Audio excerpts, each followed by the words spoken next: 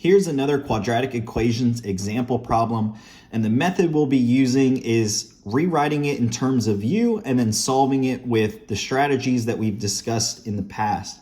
So the example we have here is x to the negative 6 minus 9x to the negative 3 plus 8, which is equal to 0. So like I said earlier, the first step is we want to write this expression in terms of u. One thing that we can use to help us is that typically u is the middle term.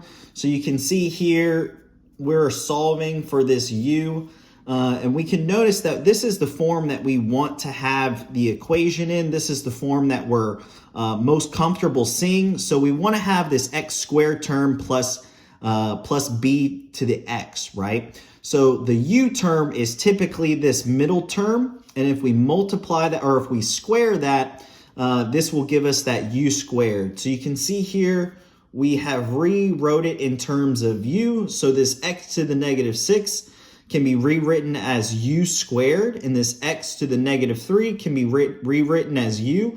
And now it's in a form that we're comfortable seeing, and we can basically solve this using the strategies that we've done in the past. So the next step is that we want to factor and simplify this expression. And you can see here, it's a very simple factoring problem where we have u minus 8 multiplied by u minus 1, which is equal to 0. Solving for u will give us 8 as well as 1. And the last step is we want to go ahead and convert from u back into x to solve for x. So we can see here we have this u term from earlier. U is equal to x to the negative 3, and we're gonna use this expression and plug in our u values. So we have 8, which is equal to 1 over x cubed.